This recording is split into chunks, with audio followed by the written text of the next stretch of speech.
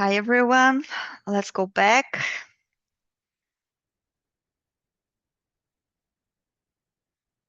Okay, so now we're gonna pause our quantum physics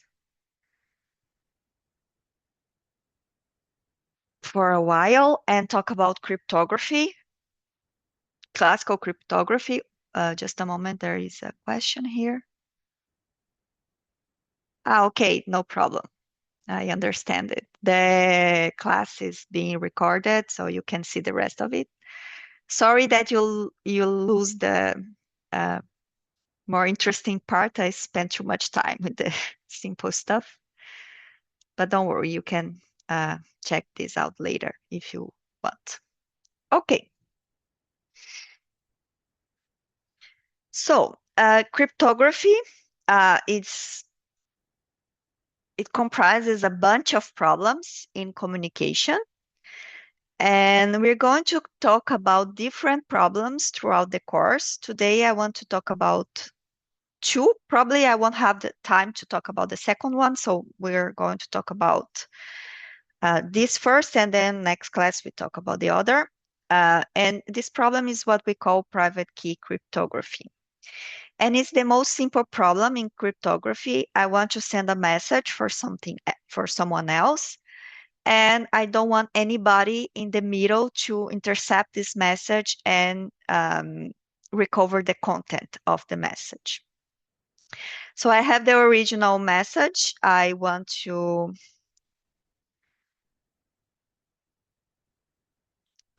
send, but I don't want to send it as it is because someone may read it and I don't want them to understand the content of that message. So I'm going to use some decoding, some encoding to transform it into a secret message in such a way that even if this message is intercepted by someone else, by like a spy, uh, it won't be able to recover the original content of the message. And then the other person that is receiving the message is going to use some decoding to recover the original message I wanted to send. And this is as old as uh, humans want to fight each other. So whenever war started, you started the need for cryptography methods. So there are a bunch of them. It evolved as humanity evolved. But just to give a few examples, one of the first one that was used is what we call Julius Caesar's cryptography. And it's just a method to shift the alphabet and replace each letter with the corresponding shifted letter.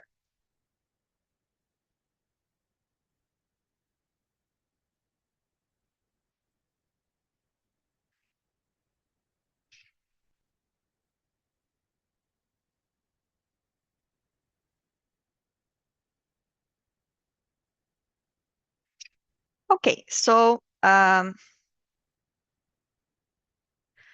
you have here your alphabet for the original message. And now you shift the alphabet using some number that we call the key, because this is what we're going to use to decrypt the message, to decode the message. And then you just replace each letter in the original message to the corresponding letter below. So for example, if I want to write mathematics, I will replace M with P, A with D, T with W, and so on. So this word here in Portuguese will become this other word here. And of course, if you look at this word alone, there's no way you can um, discover what the original word was. But the thing is that there is a very easy way of breaking the Julius Caesar cryptography method. And how do you break it? You do it by simply looking at the frequency in which letters appear in a text. So this is the relative frequency of letters in Portuguese. So A is the most frequent letter. It appears around 14.6% of the time. And here you have the relative frequency for each of the other letters. And this here you can plot in a histogram. So this is the frequency of A, and then E is the second most frequent letter, and so on and so forth. And this here gives you a profile of how letters are used in Portuguese. And this is a signature of that language. Each language has its profile. So this is for Portuguese. Here you have for Spanish, and here English. You see that the graph is completely different. So if you have a really long text, you can compute the frequencies of each symbol appearing in that text. And by this profile, you can discover which language that text was written in, and also which symbol represents each letter.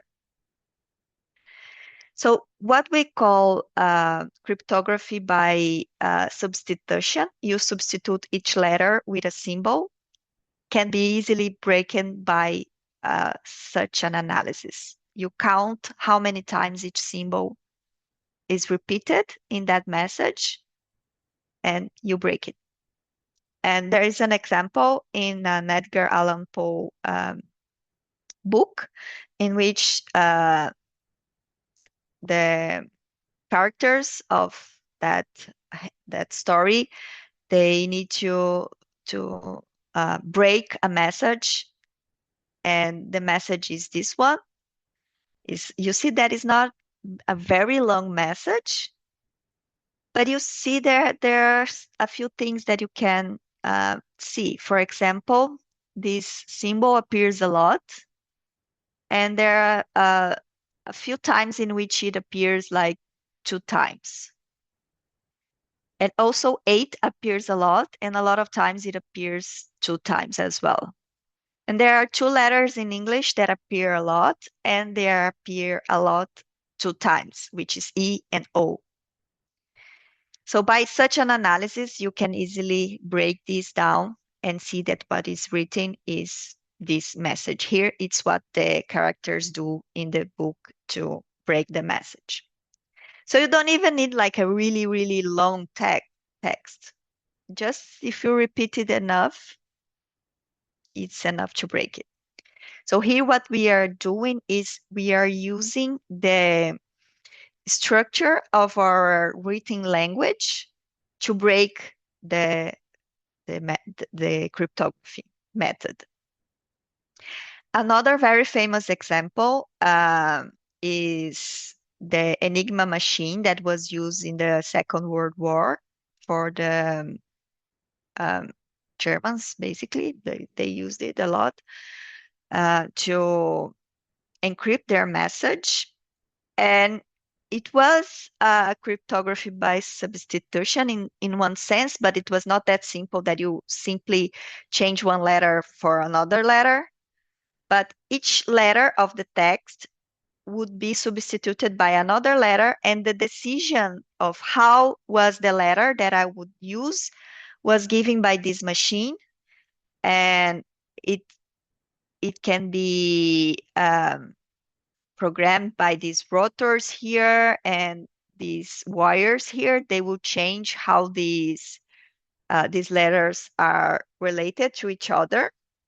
And the correspondence of one letter to another letter would change every time you type one of the characters of your message. So you type a letter, it will be substituted by another letter.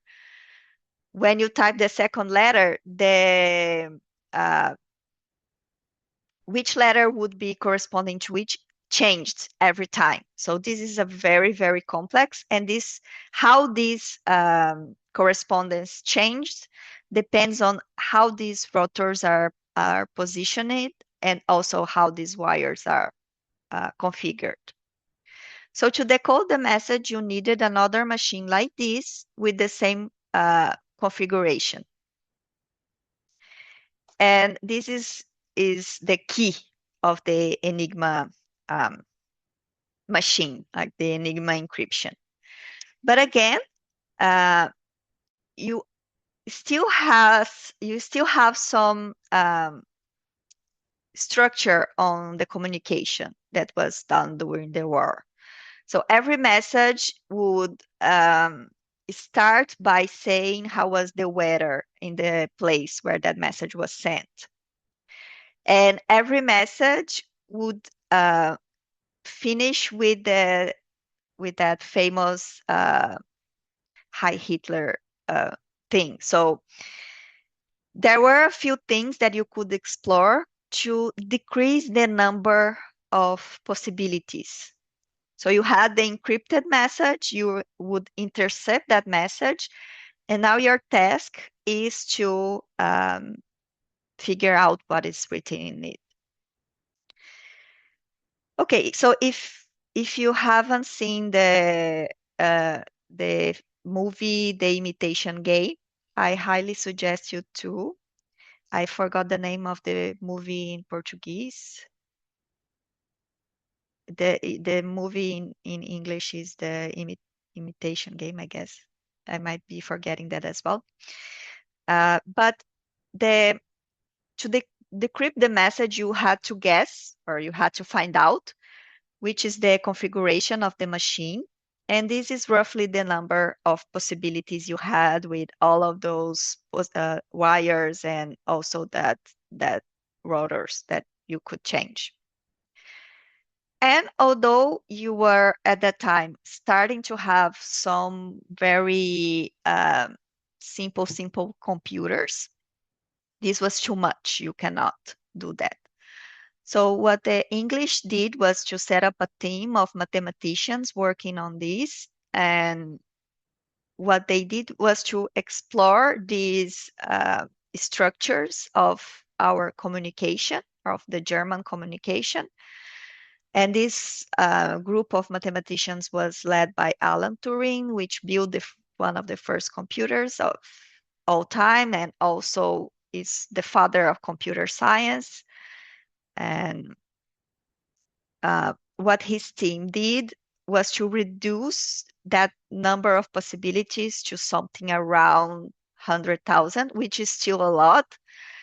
But building on a machine that three Polish mathematicians had designed, Alan Turing built a rudimentary computer, and that computer could test all of these possibilities. So they were able to break the cryptography used by the Germans, and this played a role in the outcome of the Second World War. Okay, so the message here is that no matter what encryption method you use, you can always use the structure you have, the patterns you have on our written communication to break it. And now we know that the only way to make private key cryptography secure is to change the key frequently. So if you use the same way of encrypting for long texts, you will always be possible to break it using some patterns that we have in our communication. Okay. So here I gave you some examples in which the message you want to send is letters. It's written in letters, but today the messages we send all the time, they're written in zeros and ones. They're written in Boolean symbols. So from now on, I will consider information encoded in bits. So I'm going to use this alphabet, and the encryption will use a definition of sum in these symbols. So 0 plus 0, 0 plus 1, and 1 plus 0 function as usual, but 1 plus 1 returns 0.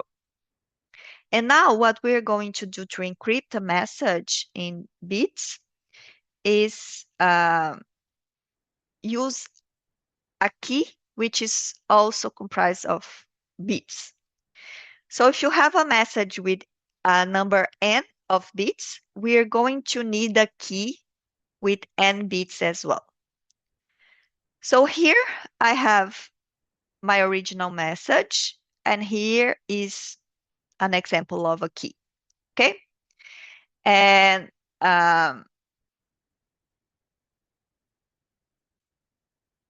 the way we encrypt the message is by summing bit by bit. So here I'll sum this with this, this with this with this, so on, so far. So the encrypted message will be 1, 0 plus 1, 1 plus 0, 1 plus 1, so on, so forth.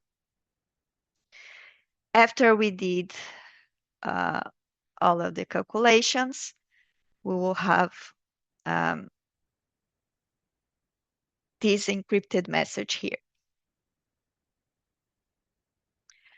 Questions so far?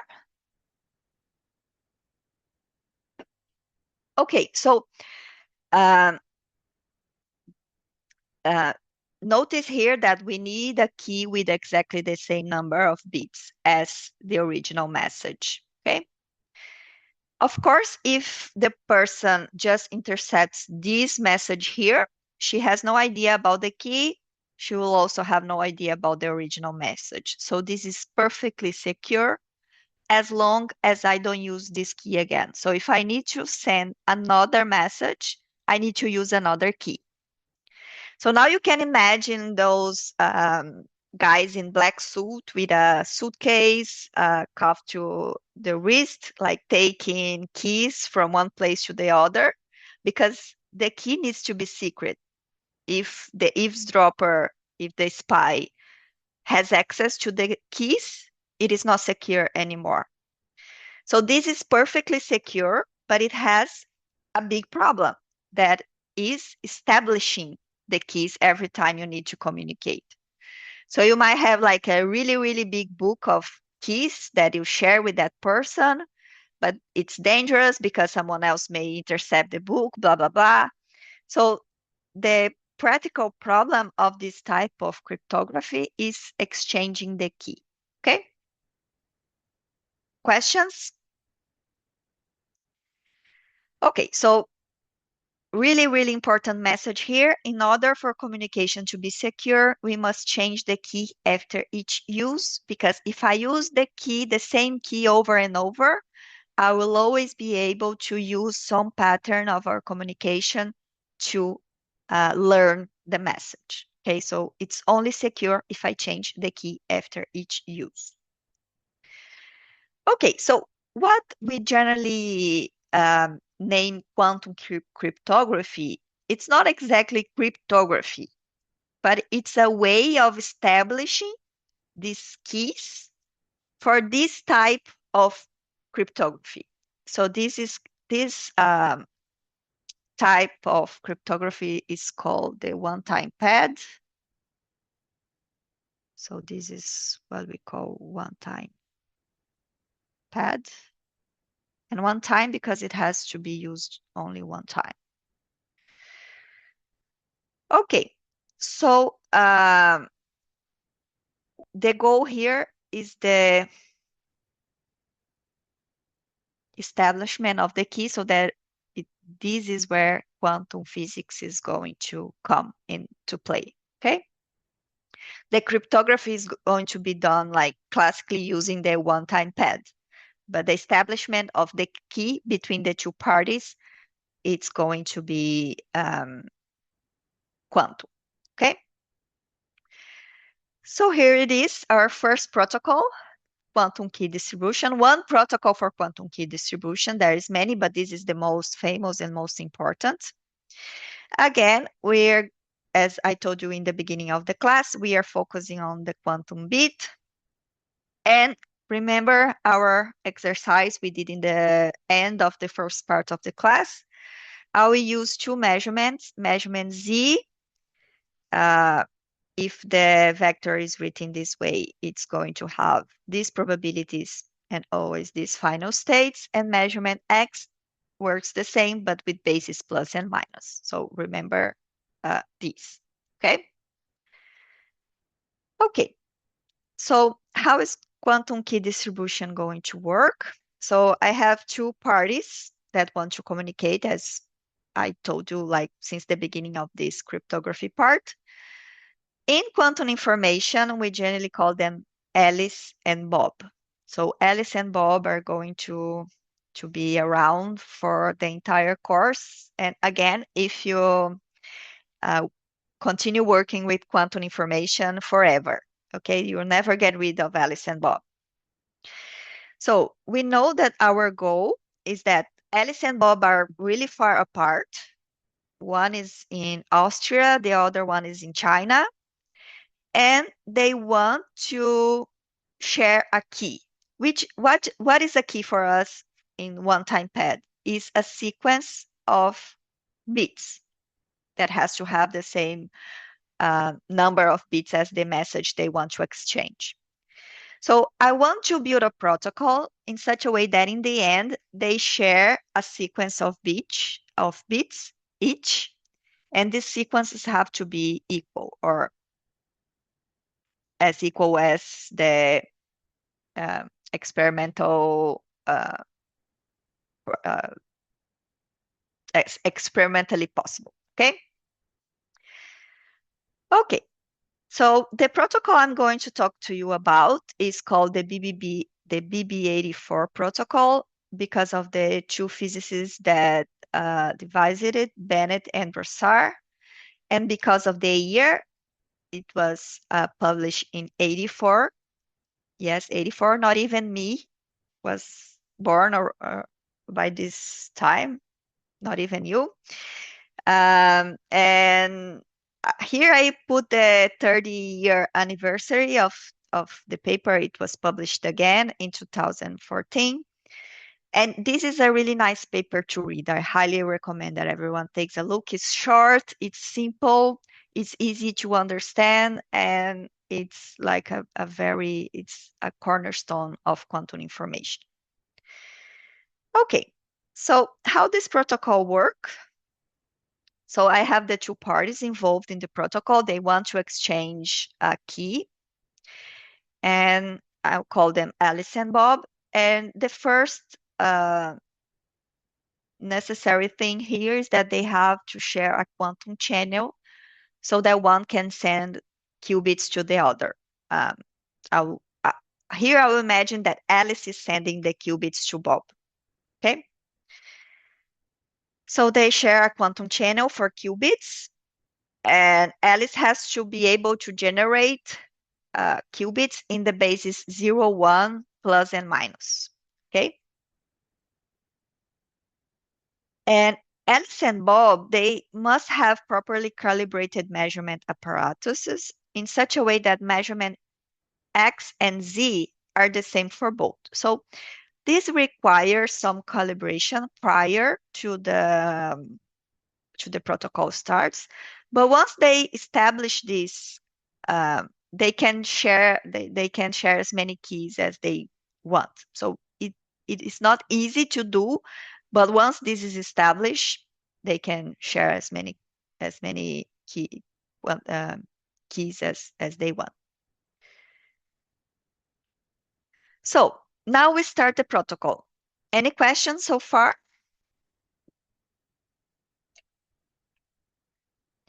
So the first step of the protocol is Alice generates a sequence of quantum bits randomly, choosing between bases X and Z. So she's going to generate 0 or 1 or plus or minus. These four states, they are the main characters of our class today.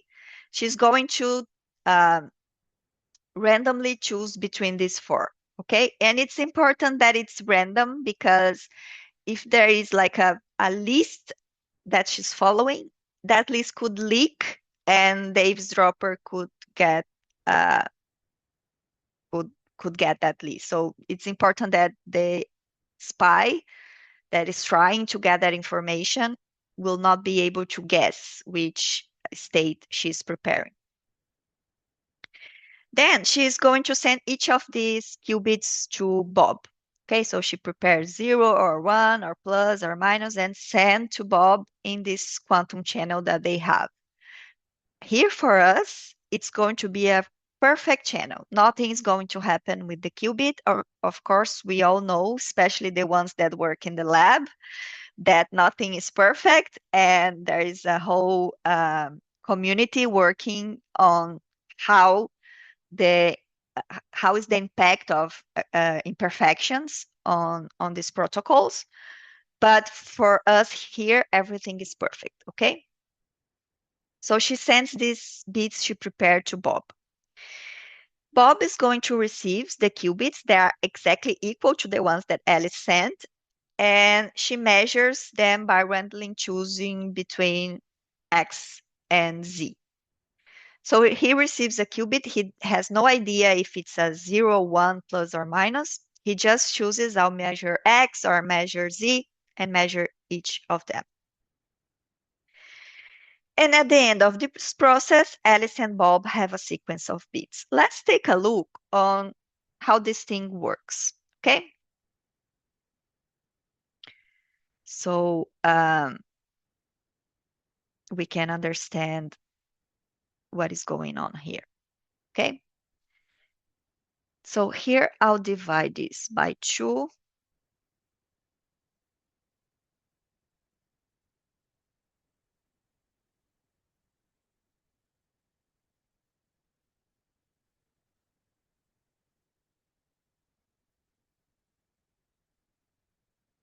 I have Alice here and Bob here. And Alice will record 2 things. The state that she prepared, obviously. So let's here choose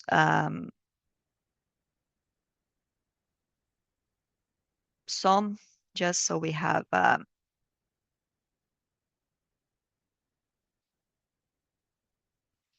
it's okay, it's already enough.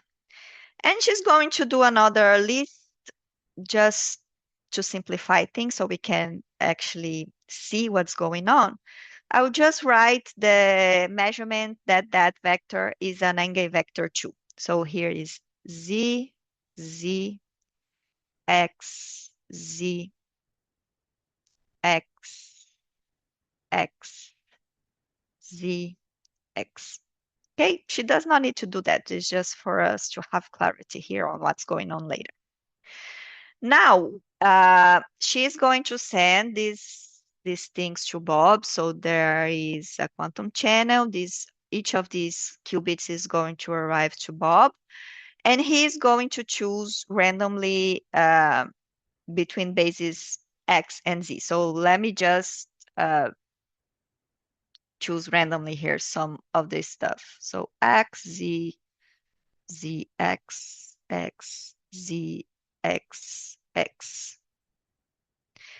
And now Bob is going to measure and is going to have an outcome, okay? Let's see what's going to happen in each of these qubits here. And let's see if I chose a good example. I'm just inventing this example now. Maybe I'll have to change something to make it better. Okay, so in the first case, um, Bob is receiving 0 and measuring X. So he has a probability,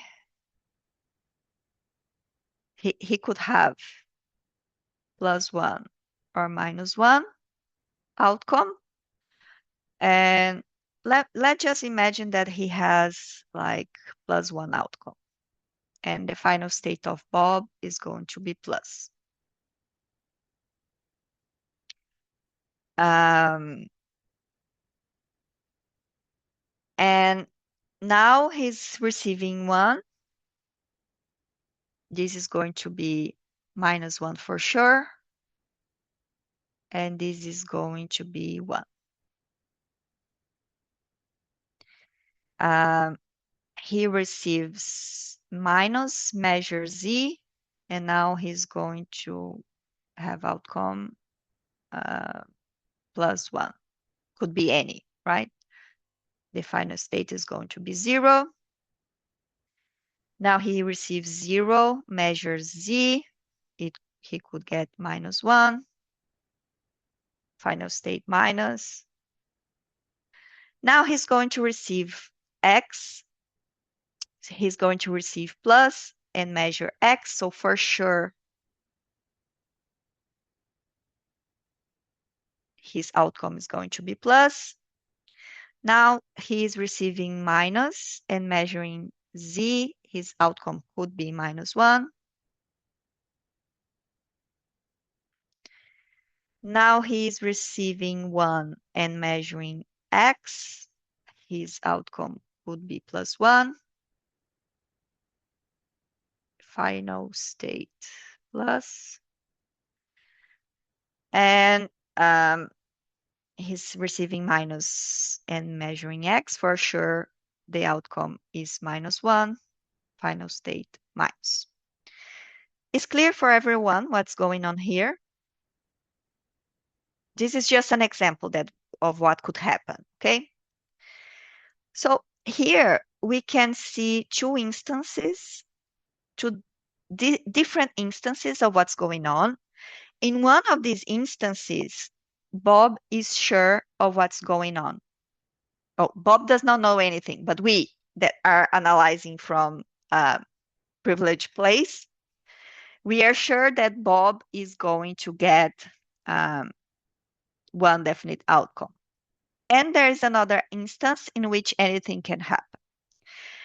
So which are the instances in which we have a definite, we know for sure what's going on with Bob? Are these instances here? When they measure the same thing. So here, here, and here. I was a bit unlucky. Just 3. They're measuring the same thing. Now, in these instances here, anything could happen. They are measuring different things.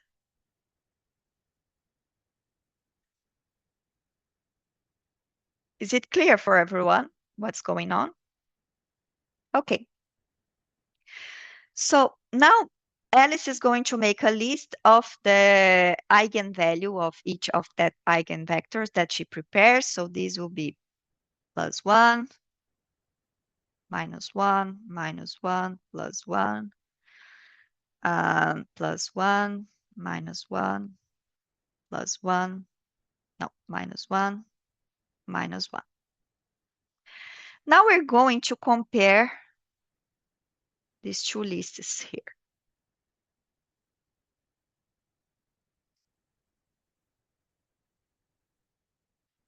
Okay?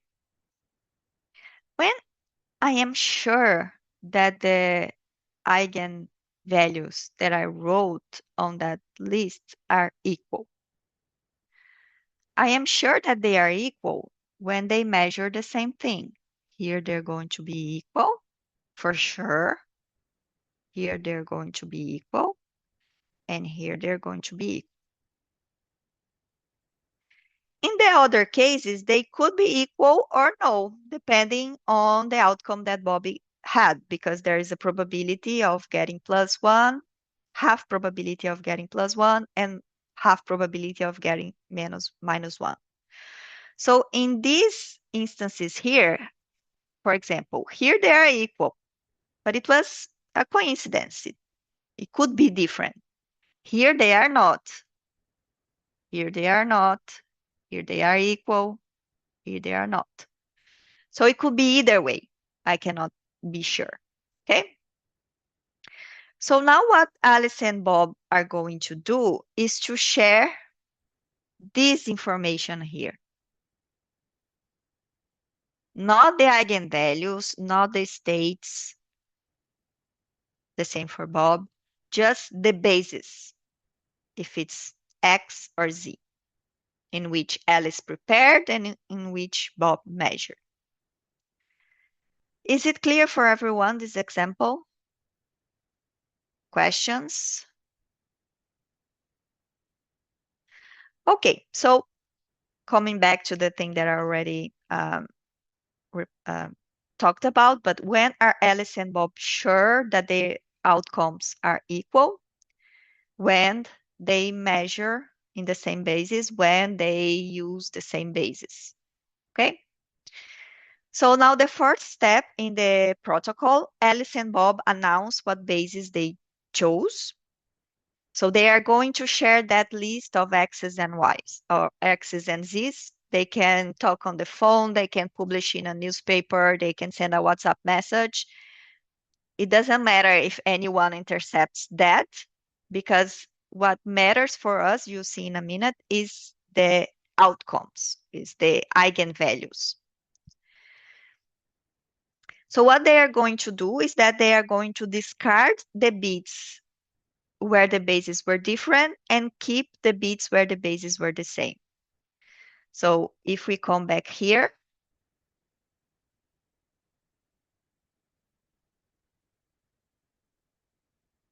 they will keep only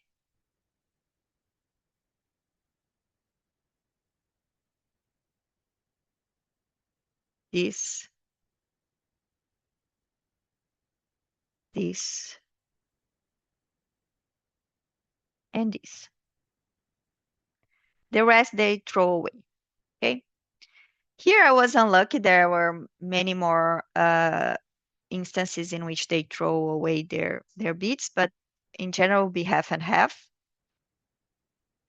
And in the end, Alice will have a list of symbols equal to -1,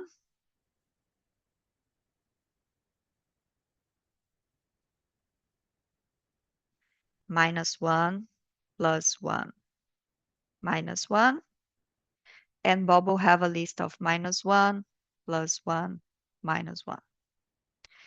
They will be equal if there are no errors or no spy. We're going to see what happens if there are errors or spies in the middle, okay? Here, this is already a bit list. Bit is just like two options, but if you want to change, we can choose zeros and ones, which is what we used before. We change -1 to 1 and 1 to 0. And it will be like this, okay? Just use a way of translating minus, plus and -1 into zeros and ones. Anything would work fine as long as Alice and Bob agreed on a strategy before. Okay.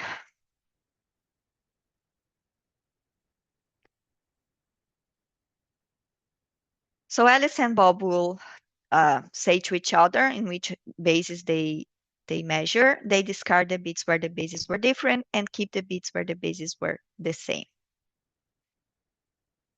And Alice and Bob now have a perfectly correlated sequence of bits, which is a cryptographic key for the one-time thread protocol.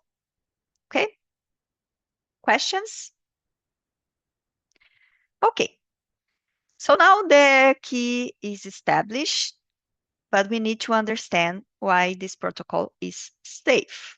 So imagine that you have a eavesdropper, a spy trying to intercept the information. What is going to happen?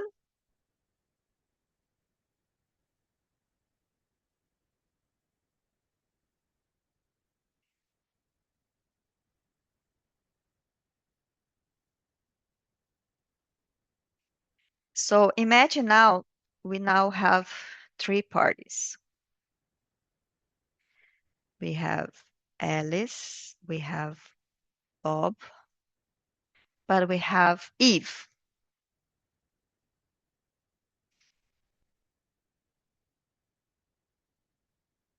in the middle, and Eve is trying to intercept the information that Alice wants to send to Bob. So imagine that Alice was sending 0, but Eve now is going to try to get the information that Alice is sending to Bob.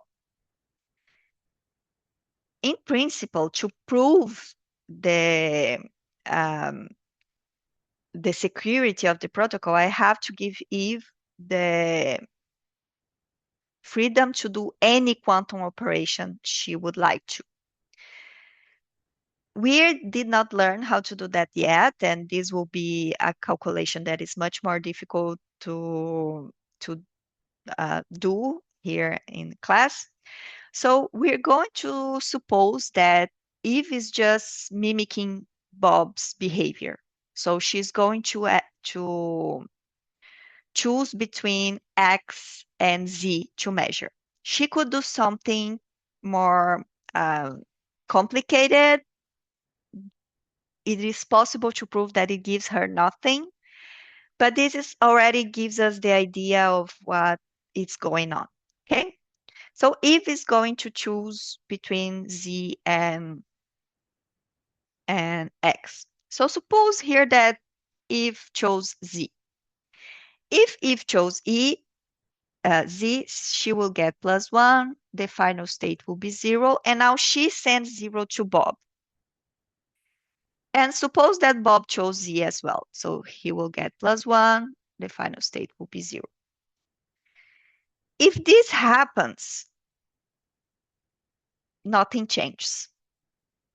But now, imagine that Alice was sending 0 and Eve chose X.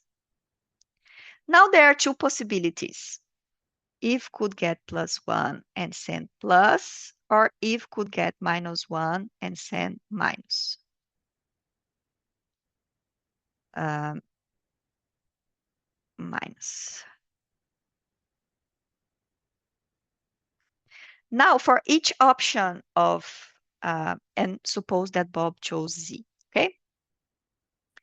Now suppose that Bob chose Z and got plus. Now again, two options. He could get +1 or he could get -1.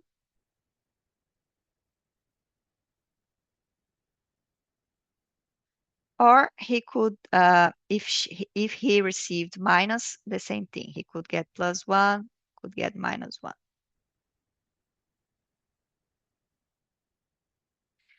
In this case, what Alice has here is +1, okay?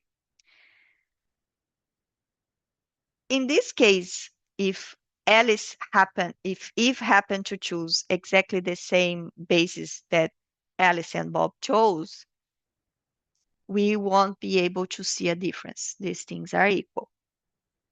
The same thing can happen if she chose X and she was lucky that everything got corrected. So in these cases here, the bits will also be equal. But there is a chance, and is one of the exercises you have to do for this week, is to find what is the probability of that happening. There is a chance when they chose different bases that Alice will get +1 and Bob will get -1. Because when Eve intercepts the qubit and measure it in a different basis, the state that she's sending to Bob is not the same state that left Alice's lab. So there is a chance that that Bob will get a different outcome, even in the situation where Bob and Alice had the same basis. So the presence of Eve will ruin the perfect correlation between Alice and Bob's beats. Is that clear for everyone? So what do we have here now? How can they check for errors? What they'll do is that they'll sacrifice a portion of the key that they had uh, for this. Okay, so they will um, decide in which portion, like they will decide on a few bits, and they will send it to each other. That when they send that to each other, they cannot trust that anymore. They cannot use that as a key. So they're kind of throwing away that part of the key for the sake of checking for errors. So they send to each other a fraction of the bits that should be perfectly correlated if there was not error, not if. And if they check in their keys and there are many differences between bits that had to be equal, it means that something wrong. It's not possible to say that it is an eavesdropper. It could be some error in their equipment that they are not aware of, but that means that that key cannot be used because it's not secure anymore. Okay, so they compare the bits, and if the bits are equal, okay, everything is going as it was supposed to. And if the bits are different, so a big fraction of them is a considerable fraction of them are not equal, they stop the protocol and try to eliminate the problems that they might have in their equipment or in their communication channel that is being eavesdropped. So if we have a spy trying to get information about the qubit sent by Alice, we will not have the perfect correlation between Alice and Bob anymore, and we will be able to see it when they compare this fraction of bits. So they claim the protocol is perfectly secure, quantum cryptography will solve all the problems of humanity, but this security indeed is great because it is based on the laws of physics, but there are many, many assumptions here. So the choice of the bases have to be independent, it had to be secret. Eve cannot know the basis that Bob is choosing because if she knows which is the basis Alice or Bob are choosing, she would always choose a basis here that would not disturb the system. So these things have to be secret to Eve. Okay. So for example, in the first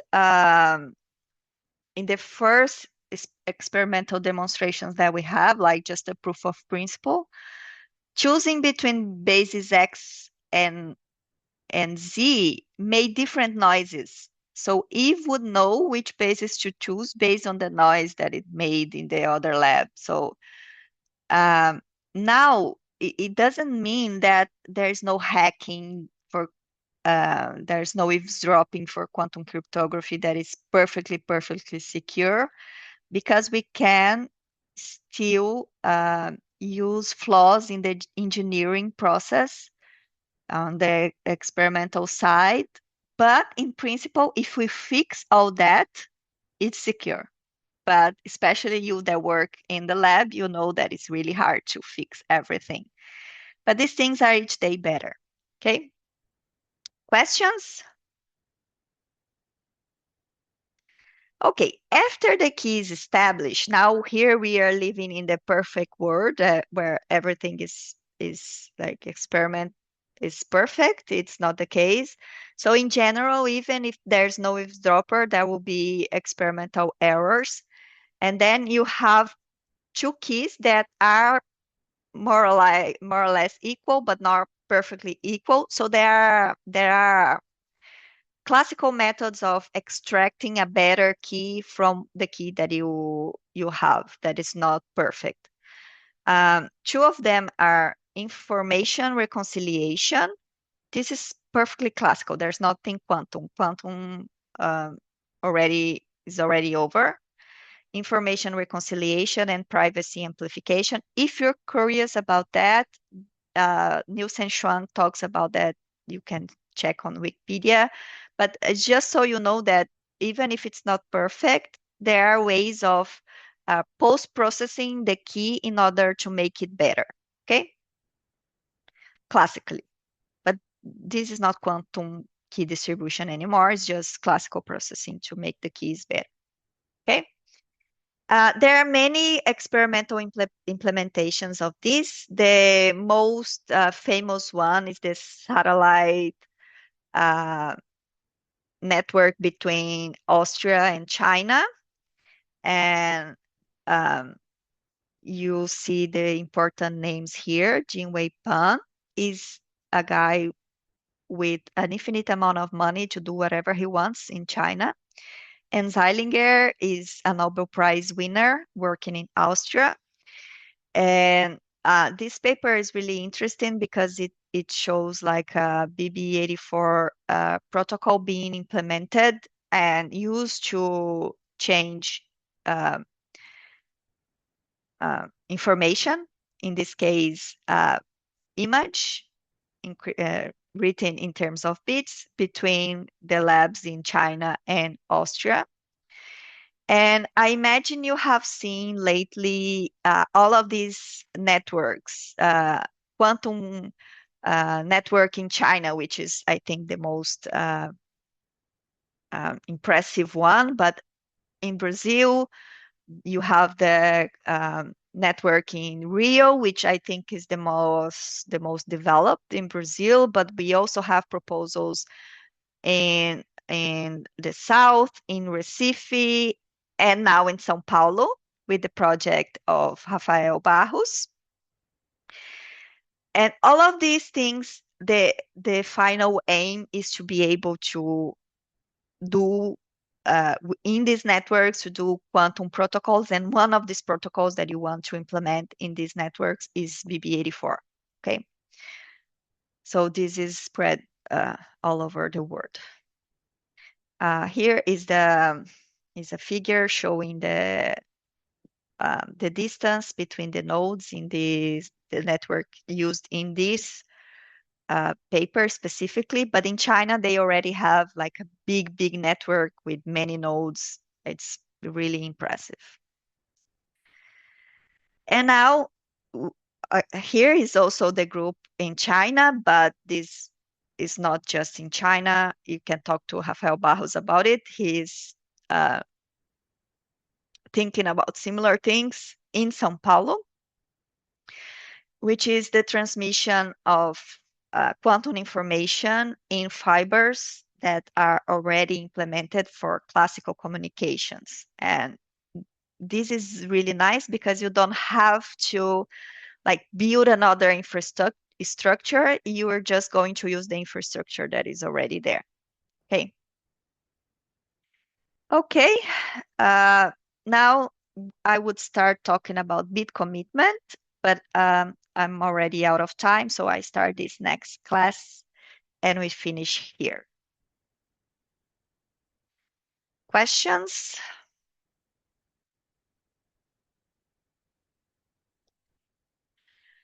Okay, so I will.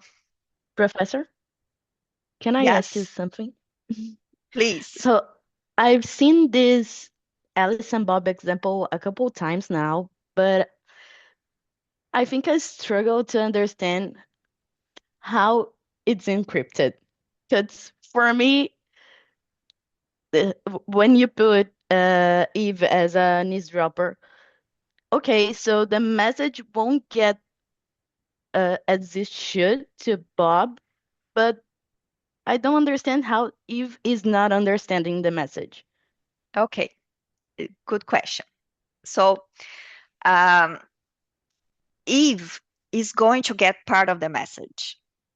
Okay, So it's not, Okay. this question is very, very good. So thank you for asking because I'll explain better. I might have said something that is not 100% accurate. So when we talk about security, it's not that it's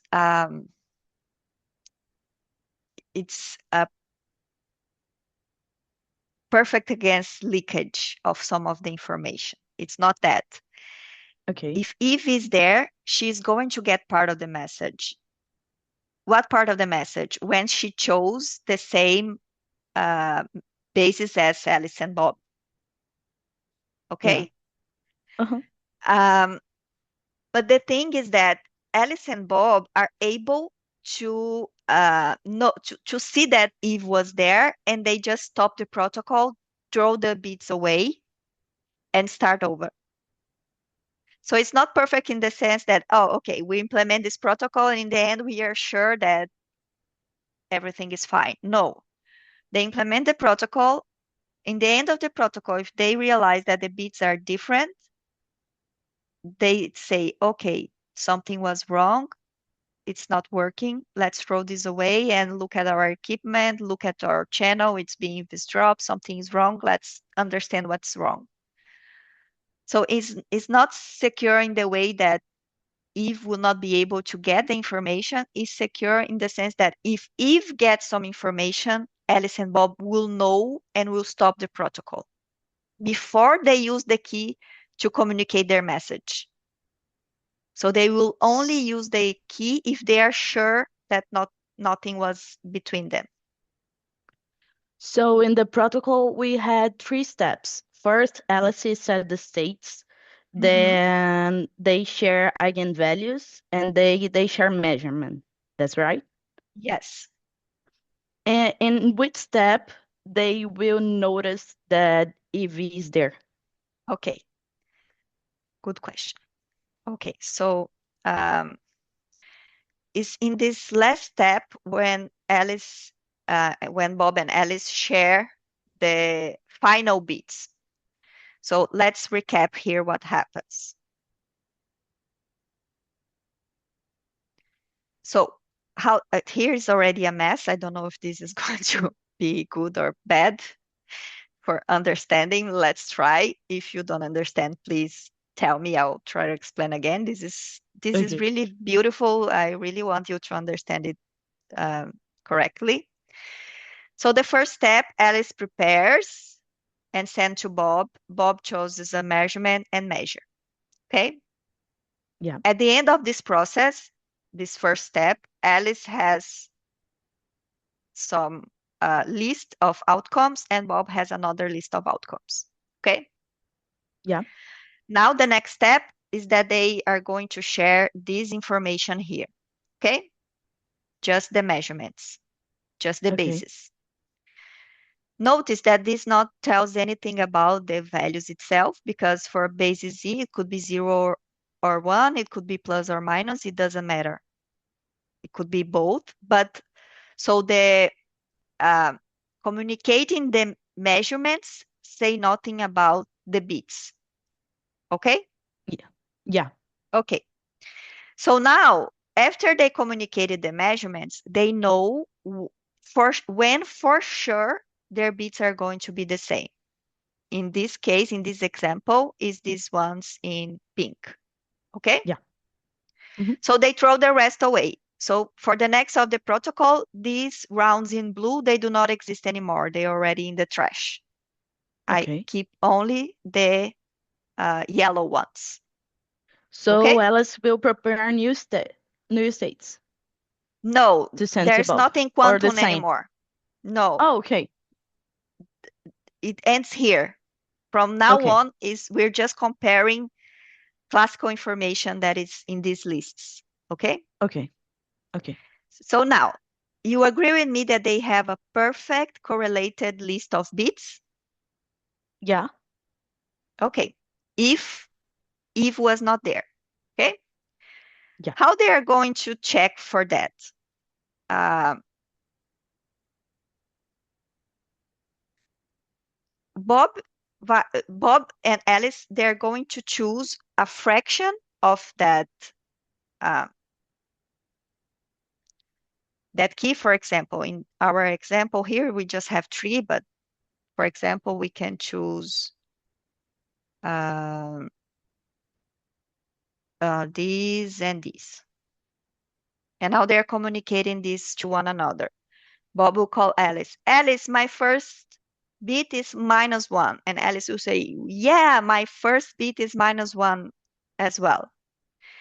But since they communicated this openly, this bit cannot be in their list anymore, cannot be used as a key anymore. So their key is now just these two bits.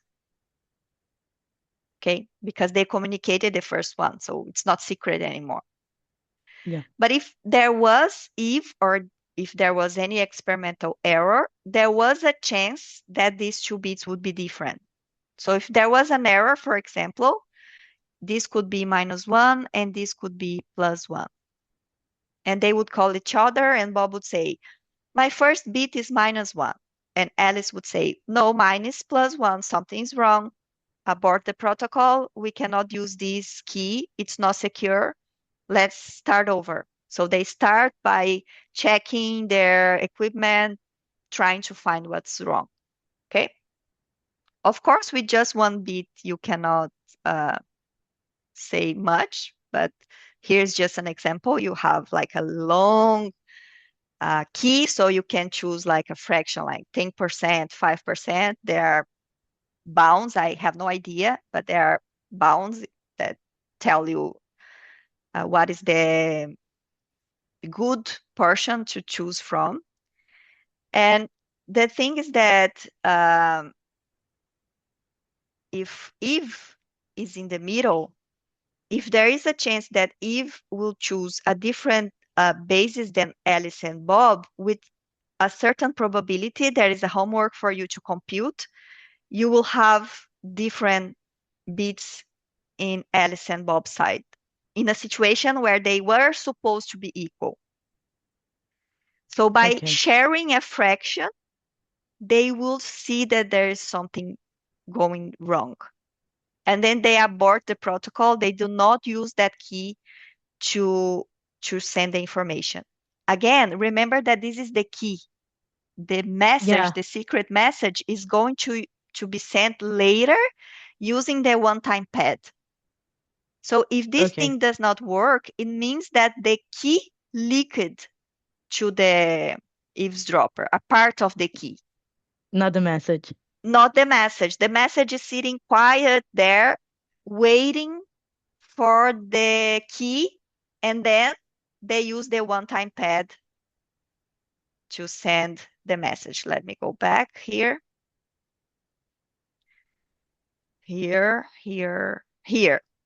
So the original message is already there in Alice's side, waiting on the side. What they are trying to establish with this quantum process is this sequence of bits here. So if Eve is there, she's going to get some of the bits in this key. And Alice and Bob will know that. So they will Yeah. say, okay, this key is not private to both of us. Someone knows something about this key, so we cannot use this key. So they throw the key away. The message is intact there. Nobody knows anything about the message. So what they will do is to try to establish the key some other way. Okay, so they will know that the key leaked, so they do not use that to encrypt the original message. Is it clear now? I hope Yeah. so. Much clear. Okay. So remember that what we call quantum cryptography is not cryptography most of the time. It's just sharing a key. Okay. The cryptography comes later with the one-time pad.